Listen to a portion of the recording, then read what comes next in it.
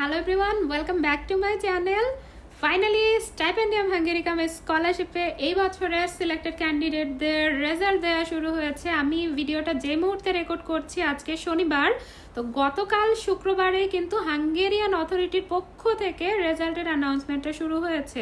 আমার জানা মতে যে সমস্ত স্টুডেন্টরা অ্যাপ্লাই করেছিলেন আপনাদের ড্রিম অ্যাপ্লাই পোর্টালেই কিন্তু ফার্স্ট এবং সেকেন্ড চয়েস যেইগুলো দিয়েছিলেন, নর্মালি ফার্স্ট চয়েস ইউনিভার্সিটির পাশেই আপনাদের স্কলারশিপ অ্যাওয়ার্ডেড ও রিজেক্টেড এমন একটা আপডেট দেওয়া হয়েছে। নর্মালি হাঙ্গেরিয়ান অথরিটি থেকে ইমেলের মাধ্যমেও ক্যান্ডিডেটদের জানানো হয়ে থাকে both selected and rejected candidate. আমি জানি না তারা অলরেডি ইমেল করেছে কিনা, করে দেওয়ার কথা। যদি নাও করে থাকে তাহলে দু একদিনের মধ্যে আপনাদের ইমেলে জানিয়ে দিবে। আনফর্চুনেটলি বাংলাদেশ মিনিস্ট্রি অফ এডুকেশনের ওয়েবসাইটে এখন পর্যন্ত কোনো আপডেট দেওয়া হয়নি। কারণটাও স্বাভাবিকভাবেই বাংলাদেশে ঈদুল আজহা উপলক্ষে লং একটা ছুটি যাচ্ছে, সো মিনিস্ট্রিও বন্ধ আছে। আগামীকাল রবিবার সকল অফিস আদালতের সাথে সাথে মিনিস্ট্রি খোলার পরে হয়তোবা তারা ওয়েবসাইটে এই রিলেটেড রেজাল্টের একটা আপডেট দিবে, বা কয়েকদিন সময়ও নিতে পারে, যেমনটা প্রতি বছর করে থাকে যে মেইন রেজাল্ট অ্যানাউন্সমেন্টের বেশ কয়েকদিন পরে তারা এই ওয়েবসাইটে আপডেটটা দেয়।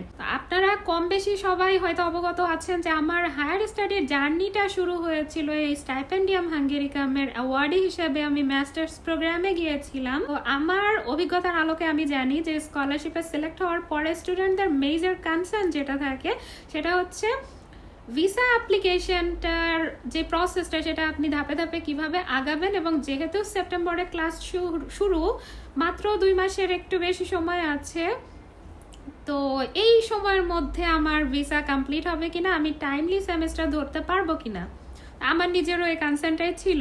তো তাদের জন্যই আজকের ভিডিওটা। আমি আজকে ভিডিওতে এই ভিসা অ্যাপ্লিকেশনে যে সমস্ত ডকুমেন্ট লাগবে এই রিলেটেড ডিসকাশন করব। আর বলে রাখা ভালো, আপনারা যারা স্টাইপেন্ডিয়াম হাঙ্গেরিকামের অ্যাওয়ার্ডি, আপনাদের হতাশ হওয়ার কিছু নেই, ভয় পাওয়ার কিছু নেই। আপনাদের ভিসার দায়িত্ব এখন হাঙ্গেরিয়ান কনসুলেট থেকে আপনাদের কিছুদিনের মধ্যে একটা ইমেলের মাধ্যমে জানানো হবে কি কি ডকুমেন্টস আপনাদের রেডি করতে হবে, এবং ডকুমেন্টস আপনাদের রেডি হয়েছে কিনা সেটাও তাদেরকে নোটিফাই করার জন্য আপনাদেরকে বলা হবে। অ্যান্ড স্টাইপেন্ডিয়াম হাঙ্গেরিকামের স্কলারশিপ হোল্ডারদের ভিসা রিজেক্ট হয় না। আপনার সব ডকুমেন্ট যদি ঠিক থাকে তাহলে ভিসা রিজেকশনের কোনো চান্স নেই, সো ডোন্ট ওয়ারি।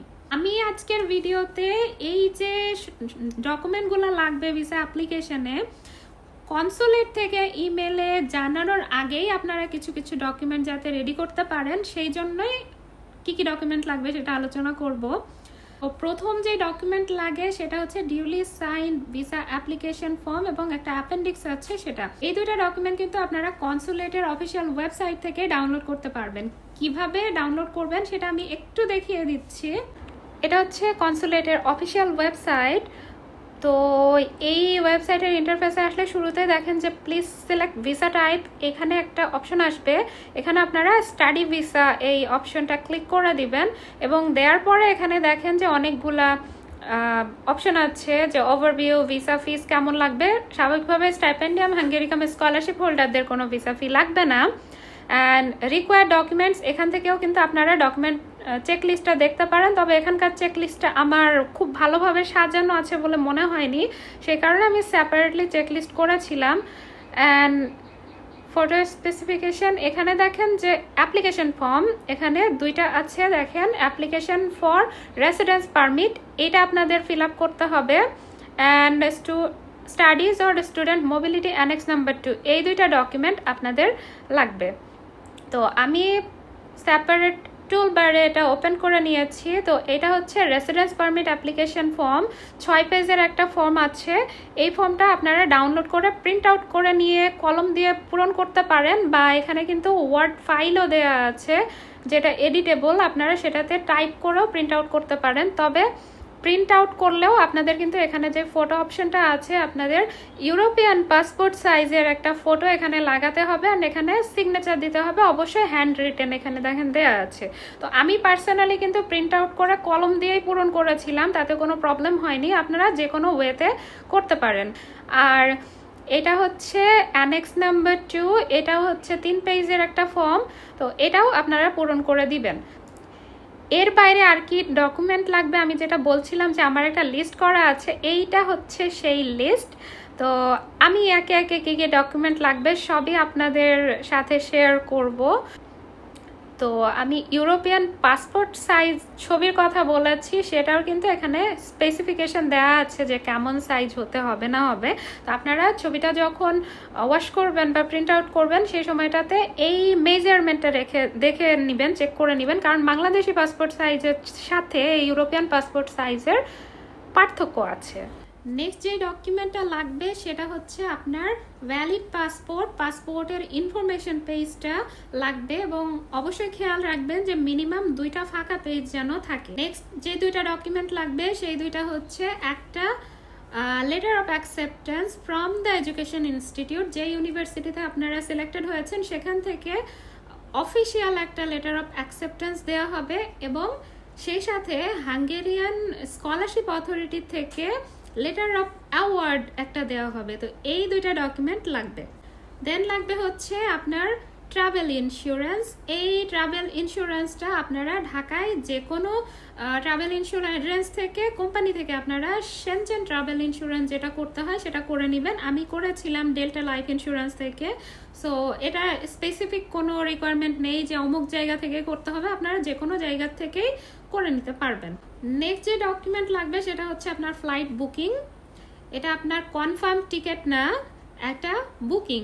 এটা কোনো ওয়েবসাইটে না গিয়ে যেই এয়ারলাইন্স আপনি ইউজ করবেন, যেমন এমিরেটস, কাতার, টার্কি, যে কোনো এয়ারলাইন্সের অফিসিয়াল ওয়েবসাইট থেকে বুকিং একটা অপশন থাকে, এটা পেমেন্ট ছাড়াই বুক করা যায়। তো জাস্ট বুকিংটা লাগবে। তো বুকিং দেওয়ার পরে একটা ডেমো টিকিট দেওয়া হবে, সেটা ডাউনলোড করে আপনারা প্রিন্ট আউট করে দিতে পারবেন। নেক্সটে লাগবে হচ্ছে হাঙ্গেরিতে আপনার অ্যাকোমোডেশন কনফার্ম, যেটা এটা নর্মালি স্টাইপেন্ডিয়াম হাঙ্গেরিকাম স্কলারশিপ অথরিটি থেকে বা ইউনিভার্সিটি থেকেই একটা ডরমেটরি কন্ট্রাক্ট টাইপের দেওয়া হয়। আপনার ডরমেটরিতে সিট হোক বা না হোক, তারা এটা অ্যাকোমোডেশন একটা ডিটেলস পাঠাবে, এবং সেটাই আপনার এই অ্যাকোমোডেশন প্রুফটা বেয়ার করবে। আপনাদের সেপারেটলি কোথাও বুক করে সেখান থেকে ডকুমেন্ট কালেক্ট করতে হবে না, স্কলারশিপ অথরিটি আপনাদের প্রোভাইড করে দিবে। ওকে, নেক্সট ডকুমেন্টটা খুবই ইম্পর্টেন্ট একটা ডকুমেন্ট। আপনার সকল এডুকেশন ডকুমেন্ট মানে একাডেমিক ট্রান্সক্রিপ্টস এবং সার্টিফিকেট, এবং এটার অ্যাটেস্টেড কপি লাগবে। এটা নর্মাল অ্যাটেস্টেশন না, মিনিস্ট্রি অ্যাটেস্টেশন কপি লাগবে। তো এই অ্যাটেস্টেশনের ক্ষেত্রে এসএসসি ডকুমেন্ট, আপনার এডুকেশন বোর্ড, অ্যান্ড তারপরে যেই ডকুমেন্টগুলো ইউনিভার্সিটি বা ডিপ্লোমা ডকুমেন্ট, এগুলোর ক্ষেত্রে আপনার ইউনিভার্সিটি থেকে অ্যাটেস্টেড করে তারপরে আপনার মিনিস্ট্রি অফ এডুকেশন এবং মিনিস্ট্রি অফ ফরেন অ্যাফেয়ার্স থেকে অ্যাটেস্টেড করতে হবে। তো বর্তমানে অ্যাটেস্টেশন প্রসেসটা খুবই ইজি হয়ে গেছে, যেহেতু অনলাইন অ্যাটেস্টেশন চলছে।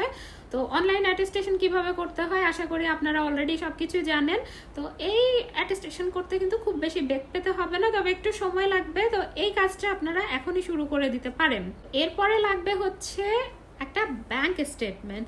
যেহেতু আপনারা স্টাইপেন্ডিয়াম হাঙ্গেরিকাম স্কলারশিপে যাচ্ছেন, তো আপনাদের ব্যাংক স্টেটমেন্ট হিউজ পরিমাণে দেখাতে হবে না। আমি মাত্র 2.5 লক্ষ টাকার মতো একটা অ্যামাউন্ট দেখিয়েছিলাম। তো আপনারা 3-4 লক্ষ বা 2.5 লক্ষ দিলেও কিন্তু ভিসা হয়ে যায়। এই এমন একটা অ্যামাউন্ট ব্যাংক স্টেটমেন্ট দেখাবেন, এবং যার অ্যাকাউন্টে স্টেটমেন্টটা দেখাচ্ছেন তার প্রুফ অফ ইনকাম দেখাতে হবে। যদি নিজের অ্যাকাউন্টে দেখান সেক্ষেত্রে আপনি জব হোল্ডার হলে এখানকার হচ্ছে একটা এমপ্লয়মেন্ট সার্টিফিকেট নিয়ে নেবেন এবং স্যালারি সার্টিফিকেট নিয়ে নেবেন। যদি আপনার প্যারেন্টস বা কোনো রিলেটিভ হন সেক্ষেত্রেও তাদের প্রুফ অফ ইনকাম দেখাতে হবে। চাকরিজীবীর ক্ষেত্রে স্যালারি সার্টিফিকেট এবং এমপ্লয়মেন্ট সার্টিফিকেট জমা দিলেই হবে। আর যদি বিজনেস পারসন হন সেক্ষেত্রে টিন সার্টিফিকেট এবং এই রিলেটেড প্রুফ লাগবে, যে বিজনেস লাইসেন্স যেটা থাকে এই ধরনের প্রুফ লাগবে। আর যদি নিজে না হয়ে অন্য কোনো স্পন্সরশিপ হন, আপনার বাবা মা ভাই বোন বা অন্য কোনো আত্মীয় যদি স্পন্সর হন সেক্ষেত্রে আরেকটা অ্যাডিশনাল ডকুমেন্ট লাগবে, যেটা হচ্ছে একটা এফিডেভিট লাগে যে তিনি আপনার এক্সপেন্সটা বিয়ার করবেন, আপনাকে স্পন্সর করবেন। এটা যে কোনো উকিলের কাছ থেকেই একটা স্ট্যাম্প বা বন্ড পেপারে একটা ডকুমেন্ট ওখানে গেলেই তারা করে দিবে।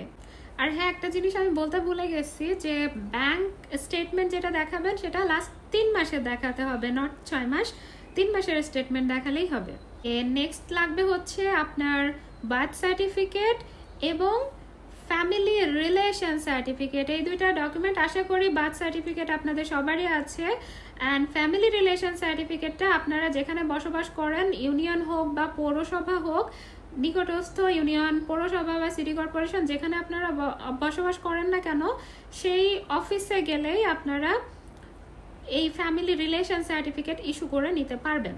আর এরপরে যারা ম্যারিড আছেন তাদের ক্ষেত্রে ম্যারেজ সার্টিফিকেটটা লাগবে। And last but not the least, এটাই এখন জরুরি, সেটা হচ্ছে পুলিশ ক্লিয়ারেন্স সার্টিফিকেট। আমি জানি আপনারা যখন অ্যাপ্লাই করেছেন তখনই পুলিশ ক্লিয়ারেন্স সার্টিফিকেট একটা দিয়েছেন, বাট আপনারা সবাই জানেন যে পুলিশ ক্লিয়ারেন্স সার্টিফিকেটের ভ্যালিডিটি কিন্তু 6 মাস। তো আপনারা যখন ইস্যু করেছেন অ্যাপ্লিকেশনের সময়, সেখান থেকে আপনারা কাউন্ট করবেন যে আপনার ভিসা অ্যাপ্লিকেশনের সময় পর্যন্ত ভ্যালিডিটিটা থাকবে কি না। যদি না থাকে বা কোনো সন্দেহ থাকে তাহলে আপনারা কিন্তু আরেকটা পুলিশ ক্লিয়ারেন্স করিয়ে নেবেন। আর সবাই কম বেশি জানেন যে পুলিশ ক্লিয়ারেন্স সার্টিফিকেটটা করাতে বেশ খানিকটা সময় লাগে, অনেকেই এই সার্টিফিকেটটার জন্যই অ্যাপ্লাই করতেই পারেননি।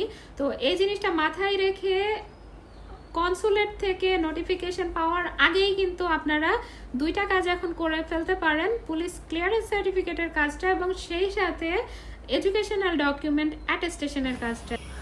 এই কম্পালসারি ডকুমেন্টস ছাড়াও আপনারা বেশ কয়েকটা ডকুমেন্টস সাথে নিয়ে যেতে পারেন। প্রথমত মোটিভেশন লেটার, সেই সাথে আপনার সিভি, ইউরোপাস ফরম্যাটে সিভি দেওয়া ভালো। আর সেই সাথে ড্রিম অ্যাপ্লাই পোর্টালে যে অ্যাপ্লিকেশন ফর্মটা ফিল আপ করেছিলেন সেই ফর্মটার একটা কপি নিয়ে যেতে পারেন। এগুলা কম্পালসারি না, বাট ইন কেস যদি দেখতে চাই সেজন্য। এই হচ্ছে ওভারঅল স্টাইপেন্ডিয়াম হাঙ্গেরিকামের স্কলারশিপ অ্যাওয়ার্ডিদের ভিসা অ্যাপ্লিকেশনে কি কি ডকুমেন্ট লাগবে সেটার লিস্ট। এর বাইরে আর কোনো ডকুমেন্টই লাগে না, আপনাদের কনসুলেট থেকে ইমেলের মাধ্যমেও যেই সমস্ত ডকুমেন্টের লিস্টটা দেওয়া হবে এগুলোই থাকবে। যদি নতুন কোনো ডকুমেন্ট তারা অ্যাড করে সেটা আপনারা পরবর্তীতে করে নিতে পারবেন, লিস্টের সাথে আপনারা মিলিয়ে নেবেন। আর হ্যাঁ, আপনারা যখন ইন্টারভিউয়ের জন্য কনসুলেটে যাবেন সেক্ষেত্রে আপনারা দুইটা ফাইল ক্যারি করবেন। একটা ফাইলে আপনারা সকল মেইন ডকুমেন্ট এবং আরেকটাতে ফটোকপি যেগুলো করবেন সেই ডকুমেন্টগুলো রাখবেন। ওরা ফটোকপিটা জমা নিয়ে নেয় আর মেইন কপি যেটা থাকে সেটা চেক করে আপনাদেরকে ফেরত দিয়ে দেওয়া হবে। সো টেনশনের কিছু নেই। আর ফটোকপির ক্ষেত্রে আপনারা অবশ্যই ওয়ান সাইডেড ফটোকপিটা করবেন, বোথ সাইডেড না। আর কোনো ডকুমেন্টই পিন আপ করবেন না, তারা ওখানে স্ট্রিক্টলি বলে দেয় যে পিন আপ করবেন না। আপনারা যে জেমস ক্লিপগুলো থাকে সেগুলো নিয়ে জাস্ট অ্যাটাচ করে রাখবেন, ওখানে জমা দেওয়ার সময় ক্লিপটাও খুলে আপনারা নিয়ে আসবেন, ওখানে জাস্ট সিরিয়ালি পেপারগুলো সাজিয়ে দিলেই হবে। তো যাই হোক, আশা করি আমি ডকুমেন্টের ব্যাপারে সমস্ত ডিটেলসে আপনাদের সাথে শেয়ার করেছি। আশা করি এরপরে আর কোনো প্রবলেম থাকার কথা না কারোরই। এরপরেও যদি কারো কোনো জায়গাতে কোনো কিছু বুঝতে অসুবিধা হয় আপনারা নির্দ্বিধায় কমেন্ট বক্সে আমাকে জিজ্ঞাসা করতে পারেন, আমি আপনাদের সকল উত্তর দেওয়ার চেষ্টা করব। আর কোনো ডকুমেন্ট প্রিপারেশনের ক্ষেত্রে কোনো হেল্প লাগলেও আমাকে জানাতে পারেন। তো ভিডিও আজকের মতো এখানে শেষ করছি। সবাই ভালো থাকবেন, সুস্থ থাকবেন, আল্লাহ হাফেজ।